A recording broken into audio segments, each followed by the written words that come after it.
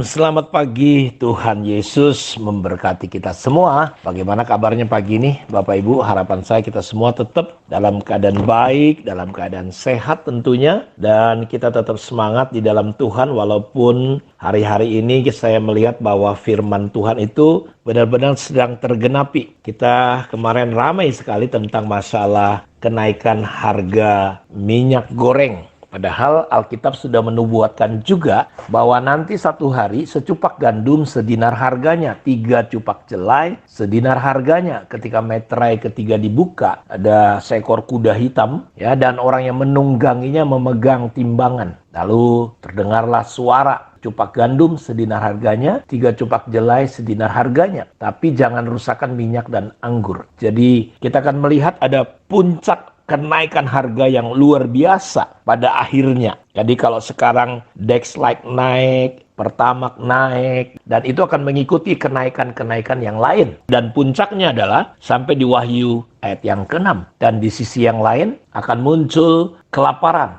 akan muncul banyak penyakit sampar. Dan dalam situasi seperti itu, aniaya, penderitaan, siksaan untuk orang-orang percaya. Karena setan, dunia membenci. Bukan karena kita, tapi karena ada Yesus dalam hidup kita. Karena itu dia sudah menubuatkan akan ada banyak orang yang murtad. Karena itu kita perlu menyiapkan diri kita. Kita perlu mempersiapkan hidup kita. Bangunan rohani kita. Bangunan iman kita. Supaya kita tidak roboh, hancur iman kita. Ketika situasinya firman Tuhan tergenapi satu demi satu. Karena itu baca terus pembacaan Alkitab kita. Hari ini kita baca Yosua pasal 7 ayat 16 sampai pasal 9 ayat 2. Dan Injil Lukas pasal 16 ayat 1 sampai ayat 18. Lalu kita baca Mazmur pasal 82 ayat 1 sampai 8. Dan kitab Amsal Soleman pasal 13 ayat 2 sampai ayat yang ketiga. Kita masih belajar lagi tentang takut akan Tuhan dalam praktek persembahan kita, pemberian kita kepada Tuhan. Dan jangan pernah anggap sepele, jangan anggap enteng dengan pemberian kita kepada Tuhan, walaupun banyak orang hari ini mensepelekan, menggampangkan karena berpikir bahwa anugerah Tuhan,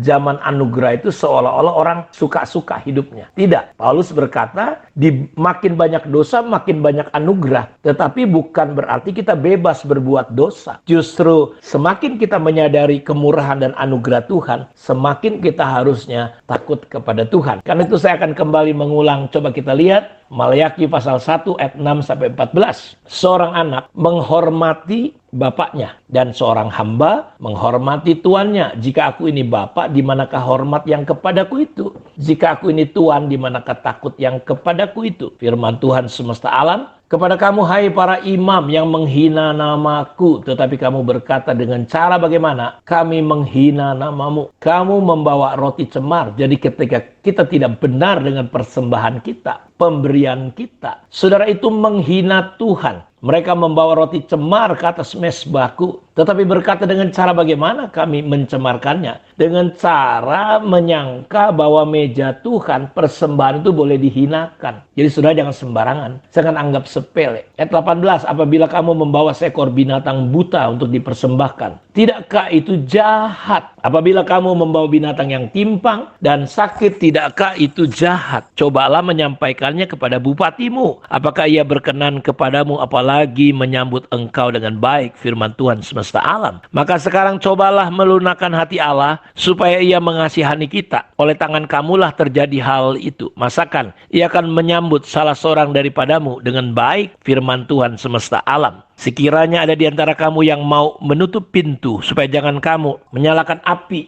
di mezbahku dengan percuma, aku tidak suka kepada kamu. Firman Tuhan semesta alam. Dan aku tidak berkenan menerima persembahan dari tanganmu. Sebab dari terbitnya sampai kepada terbenamnya matahari, namaku besar di antara bangsa-bangsa, dan di setiap tempat dibakar dan dipersembahkan korban bagi namaku, dan juga korban sajian yang tahir, sebab namaku besar di antara bangsa-bangsa. Firman Tuhan semesta alam. Tetapi kamu ini menajiskan, karena kamu menyangka meja Tuhan memang cemar dan makanan yang ada di sini boleh dihinakan. 2 kali diingatkan. Kamu berkata, lihat alangkah susah payahnya dan kamu menyusahkan aku. Firman Tuhan semesta alam, kamu membawa binatang yang dirampas, binatang yang timpang, binatang yang sakit. Kamu membawanya sebagai persembahan. Akan berkenankah aku menerimanya dari tanganmu? Firman Tuhan. Terkutuklah penipu yang mempunyai seekor binatang jantan di antara kawanan ternaknya yang dinasarkannya, tetapi ia mempersembahkannya binatang yang cacat kepada Tuhan. Sebab aku ini raja yang besar, firman Tuhan semesta alam, dan namaku ditakuti di antara bangsa-bangsa. Saudara, Tuhan gak butuh persembahan kita. Tuhan pemilik segala sesuatu. Segala isi dunia ini, semua adalah milik Dia. Ketika Dia mengajarkan prinsip persembahan, kita perlu menanggapi dengan benar. Jangan juga anggap sepele dan enteng. Karena Tuhan bukan butuh persembahannya. Tuhan lihat sikap kita ketika kita memberi kepada Tuhan. Dan ayat ini menunjukkan